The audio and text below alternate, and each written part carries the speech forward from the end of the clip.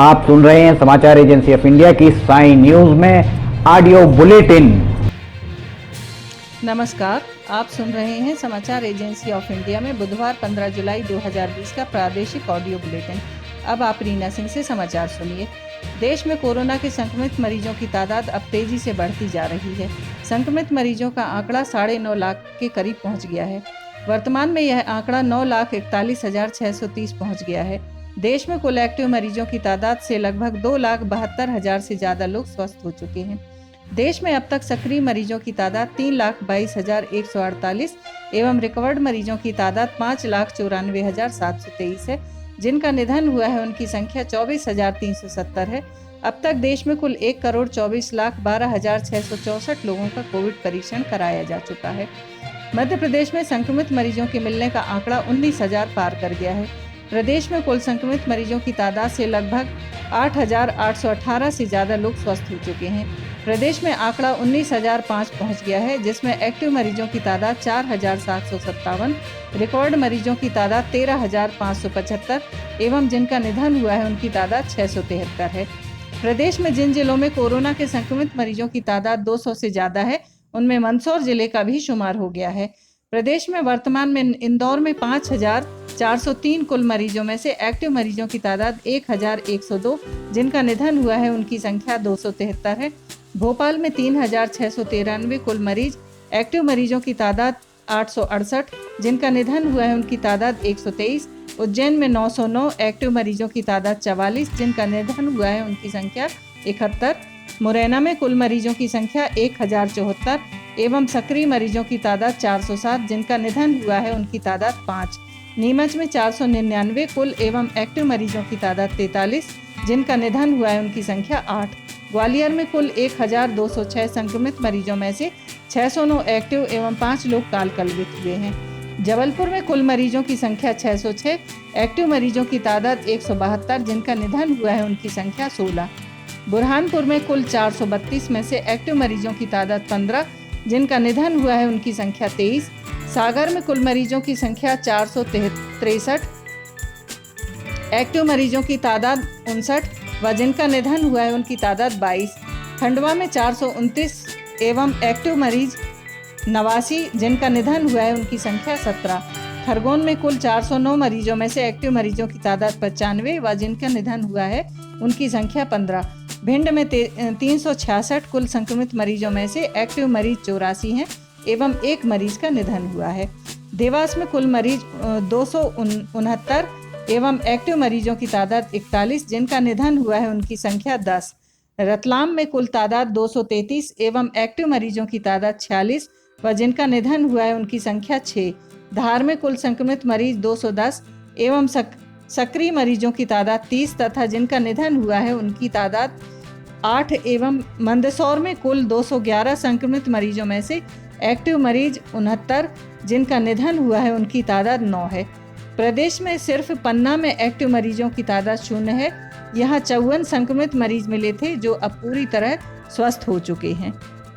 प्रदेश के सिवनी जिले में रोजाना जारी होने वाली हेल्थ बुलेटिन में गंभीर त्रुटि प्रकाश में आई है। सोशल मीडिया पर चल रही चर्चाओं के अनुसार सिवनी में कुल संक्रमित मरीजों की तादाद 21 है। इसमें से रिकवर्ड मरीज 14 एवं एक्टिव केस 7 हैं। इसके अलावा एक व्यक्ति के निधन की बात कही जा रही है। इस लिहाज से कुल मरीजों की तादाद 22 होना था, पर आंकड़ों में यह 21 ही दर्शाया जा रहा है। अनलॉक किए जाने के बाद मध्य प्रदेश में कोरोना वायरस की रफ्तार काफी तेज हो गई है। प्रदेश में मौजूदा संक्रमितों की संख्या के आधार पर मध्य प्रदेश देश भर में दूसरे पायदान पर आ पहुंचा है। यहाँ संक्रमित मरीजों की संख्या 19,000 के पार निकल गई है। ऐसे में बिहार में पूर्णतः लॉकडाउन घोषित किए जाने के बाद सोशल मीडिया पर मध्य प्रदेश में भी लॉकडाउन लगाए जाने को लेकर चर्चाएं जोरों पर हैं। कई व्हाट्सएप ग्रुप्स और फेसबुक पर तो लॉकडाउन को लेकर सरकारी एडवाइजरी भी वायरल हो रही है। हालांकि बढ़ते संक्रमण को देखते हुए जहां एक तरफ प्रदेश भर में हर रविवार को टोटल लॉकडाउन लगाए जाने की घोषणा की जा चुकी है, प्रदेश के अधिक संक्रमित इलाकों को कंटेनमेंट किया जा रहा है। इस बीच सोशल मीडिया पर इस तरह की जानकारी भी काफी तेजी से वायरल होने लगी कि मध्य प्रदेश में गुरुवार 16 जुलाई से एक बार फिर प्रदेश भर में लॉकडाउन लगाया जाएगा। इस संबंध में बुधवार को मुख्यमंत्री शिवराज सिंह चौहान ने संज्ञान लेते हुए इस तरह के किसी भी मैसेज को निराधार बताया है। सीएम ने ट्वीट करते हुए जानकारी दी है कि विभिन्न सोशल मीडिया माध्यमों में खबर चल रही है कि मध्य प्रदेश में कल से लॉकडाउन लगाया जा रहा है। यह खबर पूर्णतः निराधार है। राज्य में लॉकडाउन को लेकर मध्य प्रदेश शासन द्वारा ऐसा कोई भी निर्णय नहीं लिया गया है। सीएम के इस ट्वीट से ये स्पष्ट है कि बीते कई दिनों से सोशल मीडिया पर वायरल हो रहे लॉकडाउन के मैसेजेस पूर्णतः निराधार हैं। सरकार ने प्रदेश भर में लॉकडाउन लगाने के संबंध में अब तक कोई निर्देश जारी नहीं किए हैं। कई नाबालिगों के साथ यौन शोषण का फरार आरोपी पत्रकार प्यारे मियां आखिरकार जम्मू कश्मीर के श्रीनगर से गिरफ्तार कर लिया गया है। मध्य प्रदेश पुलिस ने आरोपी प्यारे मियां को जम्मू कश्मीर पुलिस की मदद से गिरफ्तार किया है। बता दें कि आरोपी प्यारे मियां को गिरफ्तार करने पर मध्य प्रदेश पुलिस को बड़ी सफलता मिली है। प्यारे मियां को लेकर जल्दी ही मध्य प्रदेश पुलिस जम्मू कश्मीर से राजधानी भोपाल पहुंचेगी। इसके बाद ही स्पष्ट हो सकेगा कि आरोपी पुलिस के सख्त निगरानी के बावजूद श्रीनगर कैसे पहुंचा। बता दें कि प्यारे मियां की गिरफ्तारी के लिए पुलिस की एसआईटी गठित की गई थी। साथ ही प्यारे मियां पर घोषित 10,000 इनाम को बढ़ाकर 30,000 कर दिया गया था। प्यारे मियां की गिरफ्तारी के लिए गठित की गई एसआईटी में भोपाल के 6 थानों में एसएचओ, 2 डीएसपी और 1 अतिरिक्त एसपी शामिल हैं। 5 नाबालिग लड़कियों की शिकायत पर प्यारे मियां के खिलाफ पॉक्सो एक्ट तथा अन्य धाराओं के तहत मामला दर्ज किया गया है। इसके बाद मंगलवार को प्यारे मियां के श्यामला हिल्स थाना क्षेत्र में स्थित आलीशान फ्लैट पर पुलिस द्वारा छापेमारी की गई, जहां से पुलिस को कीमती शराब की बोतलें, दस्तावेज, अश्लील सामग्री व अन्य सामान मिला था। कोरोना संक्रमण का असर इस बार गणेशोत्सव और दुर्गोत्सव में भी नजर आएगा। अनेक शहरों के पंडालों में स्थापित होने वाली प्रतिमाएं इस बार नहीं बनाई जा रही हैं। मूर्तिकार सिर्फ 1 से 1.5 फीट तक की छोटी प्रतिमाएं बना रहे हैं, जो घरों में स्थापित हो सकेंगी। मूर्तिकारों का दर्द है कि उनका परिवार इस पर ही आश्रित है। प्रशासन की ओर से स्पष्ट निर्देश नहीं है। मध्य प्रदेश के पूर्व मंत्री जयभान सिंह पवैया ने फिर एक ट्वीट कर प्रदेश की राजनीति में हलचल मचा दी है। उन्होंने कांग्रेस प्रमुख सोनिया गांधी पर निशाना साधते हुए यह ट्वीट किया है, जिसमें लिखा है कि हे कांग्रेस की राजमाता, अपने कुनबे को संभालिए ना। आखिर आपकी रूठी हुई राजनीतिक संतानों को हम अपनों के हिस्से का कितना प्यार लुटाते रहेंगे। यदि नहीं संभलता तो किसी दिवालिया फर्म की तरह कांग्रेस प्राइवेट लिमिटेड का शटर डाउन क्यों नहीं कर देती। आप और देश दोनों ही सुकून में रहेंगे। उनके इस ट्वीट को एक तीर से 2 निशाने वाला बताया जा रहा है। कहा जा रहा है कि उन्होंने कांग्रेस पर निशाना साधने के साथ अपनी ही पार्टी पर कांग्रेस से आने वालों पर प्यार लुटाने को लेकर निशाना साधा है। दरअसल जयभान सिंह पवैया राजनीति में ज्योतिरादित्य सिंधिया विरोधी रहे हैं। मंत्रिमंडल विस्तार में मंत्री न बनाए जाने से भी वे नाराज हैं। पिछले दिनों जब सिंधिया समर्थक मंत्री ग्वालियर पहुंचे थे तो उन्होंने ट्वीट कर कहा था कि मध्य प्रदेश के नए मंत्रीगण जब ग्वालियर आए तो वीरांगना लक्ष्मीबाई की समाधि पर 2 फूल चढ़ाने क्यों नहीं गए।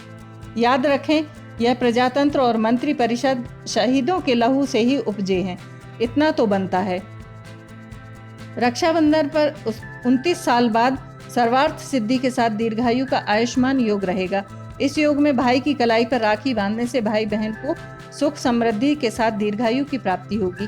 विशेष यह भी है कि रक्षाबंधन का पर्व श्रवण नक्षत्र की साक्षी में मनेगा। श्रावणी पूर्णिमा पर श्रवण नक्षत्र की साक्षी श्रवण देवता के पूजन के लिए शुभ मानी गई है। इससे पहले वार, तिथि, योग, नक्षत्र का ऐसा दिव्य संयोग 1991 में बना था। ज्योतिषाचार्यों के अनुसार श्रावण पूर्णिमा पर सोमवार के दिन श्रवण नक्षत्र होने से सर्वार्थ सिद्धि योग बन रहा है। रक्षाबंधन पर उत्तराषाढ़ा नक्षत्र व प्रीति योग में होगी। सुबह 7:20 पर श्रवण नक्षत्र लगेगा, जो अगले दिन सुबह 8:12 तक रहेगा। इस बार यह संयोग 29 साल बाद बन रहा है।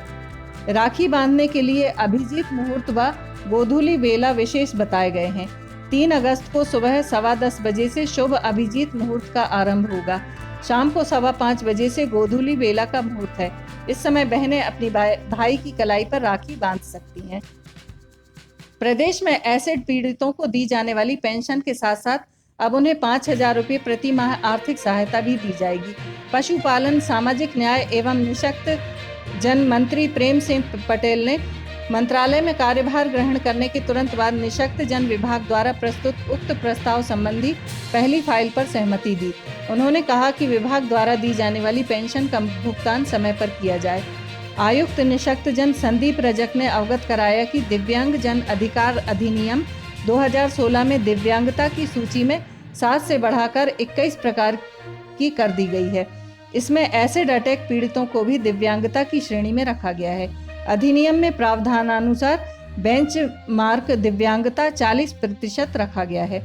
उल्लेखनीय है कि स्पर्श पोर्टल के अनुसार प्रदेश में एसिड अटैक पीड़ितों की संख्या 17 है।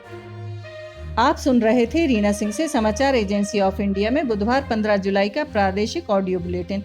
बृहस्पतिवार 16 जुलाई को एक बार फिर हम ऑडियो बुलेटिन लेकर हाजिर होंगे। अगर आपको यह ऑडियो बुलेटिन पसंद आ रहे हो तो आप इन्हें लाइक, शेयर और सब्सक्राइब जरूर करें। फिलहाल इजाजत लेते हैं। नमस्कार।